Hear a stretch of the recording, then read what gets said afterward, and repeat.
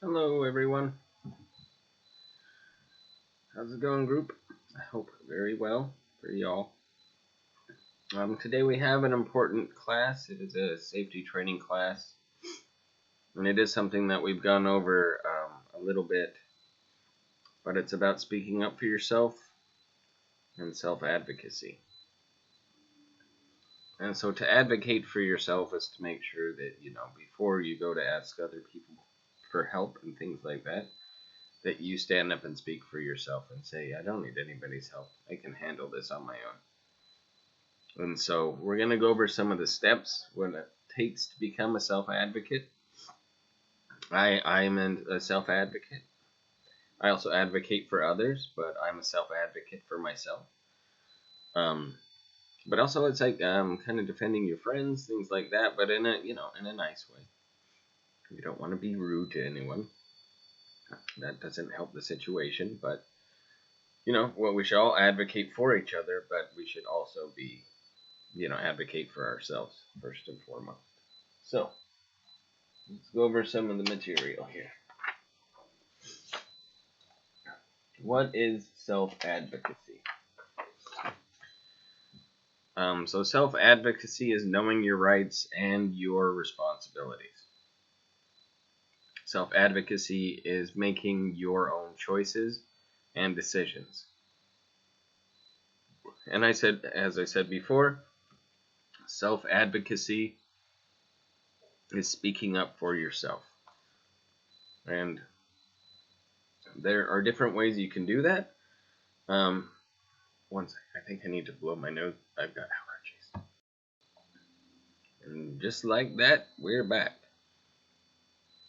But speaking up for yourself, like I said, it comes in different ways. One is, directly. And another way is also, like directly to a person.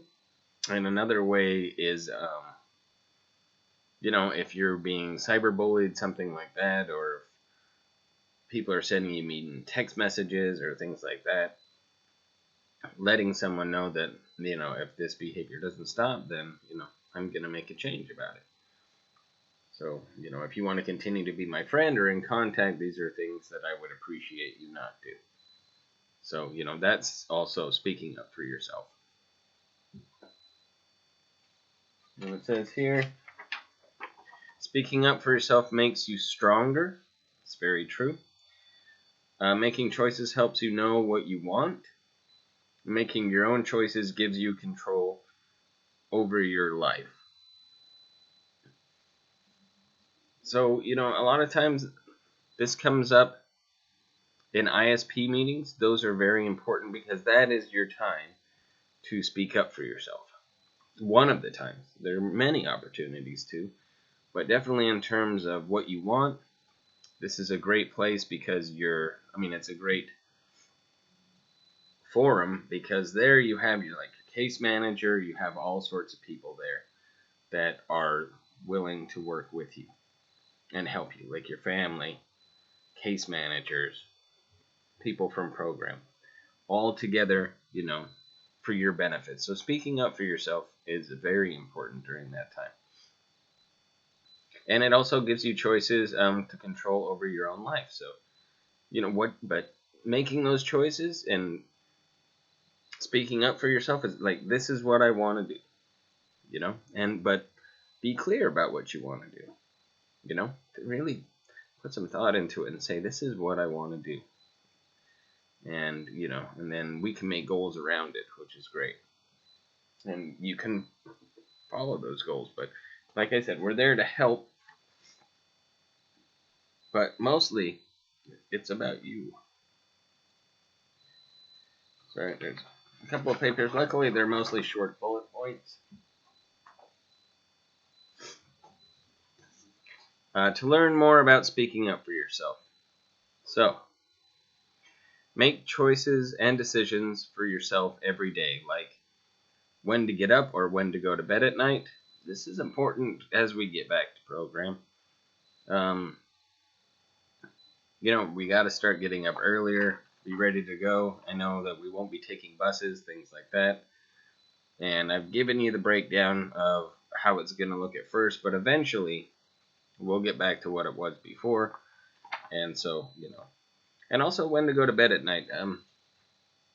I took a class recently, and, how much sleep you get really affects people's moods. And so, making that choice to go to bed. So making decisions for yourself every day and say, I want to be refreshed and ready to go, so I'm going to go to bed at this time. That way I can wake up refreshed and ready to go at this time. Also, when to get a haircut. Obviously, I'm not the best person to ask about that. And it's been a little difficult with COVID, but I am actually getting a haircut soon. So, but, that is your choice. When to eat dinner. What time do you think would be good? Planning your day out for, what time you're going to eat dinner. You might feel a little tired after dinner, and then, that way you can kind of work it into what time you're going to go to bed. What clothes you wear, what shampoo you buy, and what to do for fun. These are all choices that you can make every day. And it's good to make those choices. It really is. I have a tough time with some of them. I think some people have an easy time, like, what do I like to do for fun? But we all have different things that we work on. So to learn more about self-advocacy, work with decision makers. Help an agency to decide. This could be a good thing. So that's the first bullet point, but help the agency to decide. So help the program decide which staff to hire, and letting people know how well staff are doing or not doing their jobs. If you have a concern or if a compliment, say, hey, this person does great, and I really like being around this person. They've done this for me. They've done that for me. For the entire group. And then maybe another staff said, I think they might need to work on this a little bit. I've noticed this, and so I would like them to do more of this. Be on a board of directors. I'm not sure how you do that, but if you can, I guess it's kind of like what I don't want to mention his name because this will be public on YouTube.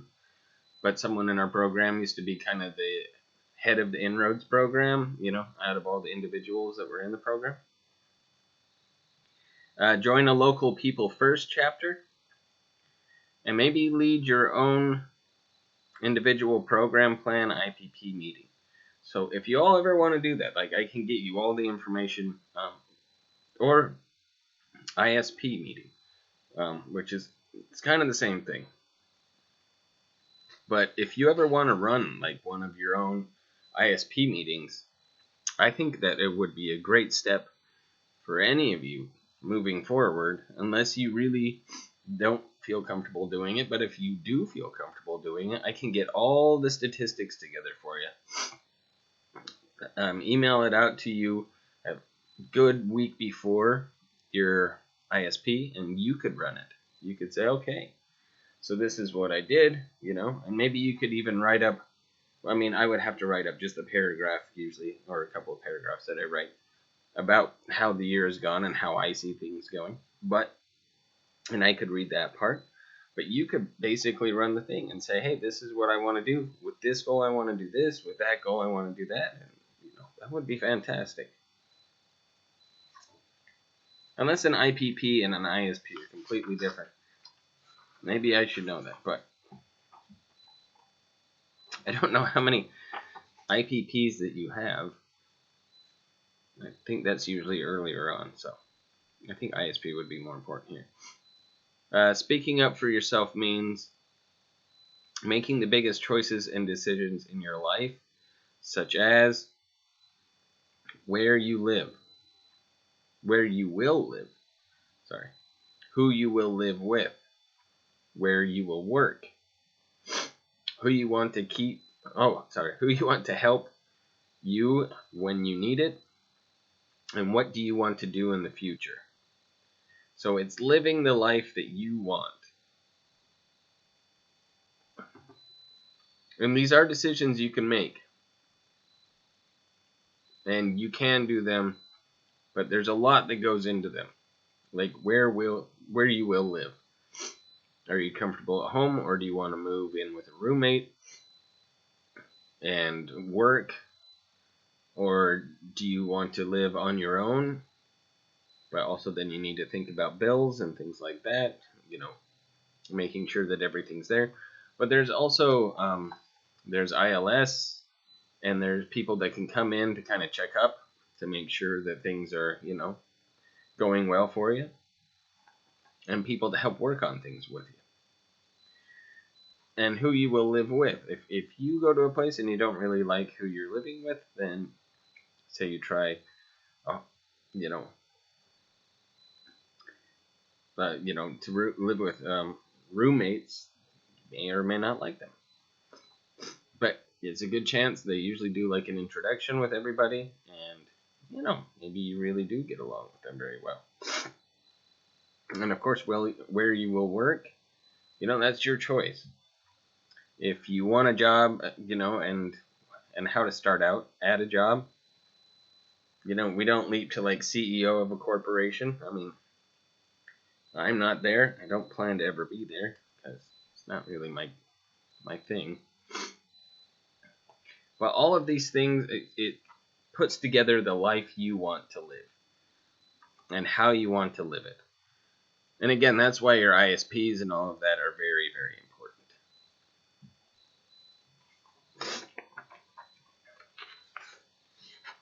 Sorry about the allergies. It's just the grass I walk around anywhere. It's not good. What will change if you speak up for yourself more? Firstly, and most importantly, you will become more independent. And what does that mean? Being independent means doing more things for yourself, having more choices, and making more decisions for yourself. You will also get better at making good choices and decisions and staying healthy and safe. Which, doctor's appointments, things like that, dental appointments, making sure that everything's going well with that. It will be really good, and I want you to all have as much independence as you want. It's a process that we all work on together. Like in households, some people, kids are called dependents. And so if I had kids, like my dog, she is dependent on me. Without me, she won't have food, which I need to feed her in a little bit. She wouldn't have her medicine, dog checkups, things like that. But eventually, and she's always going to be like that. But kids, and grow into adults, and then they grow into the people they want to be. And that's what I want to see. So, independence. Yes, that's what we want.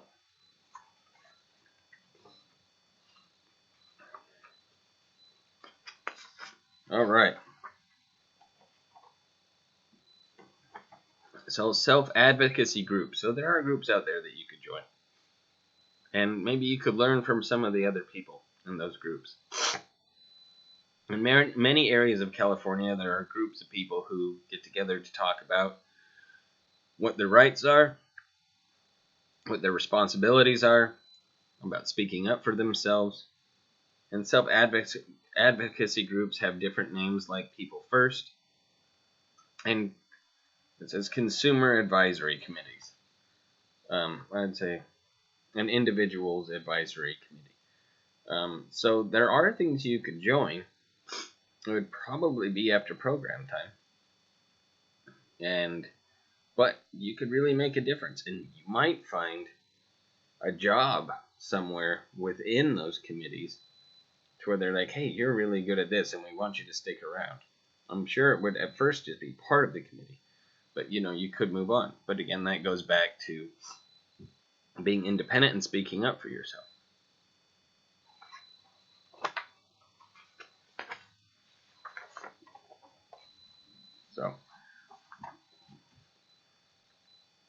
So how can I find out about groups? So if you do want to join a group, you should check with your Regional Center Consumer Advisory Committee. So contact the RCEB, or Regional Center of the East Bay.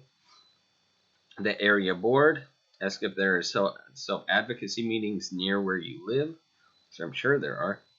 And ask if there is training to learn more about self-advocacy. And, you could contact a lot of people at the regional center, but they would probably refer you to your case manager. But they could, if your case manager isn't sure, then they would talk to a supervisor, but they would eventually make sure that you get the information that you need in order to be successful.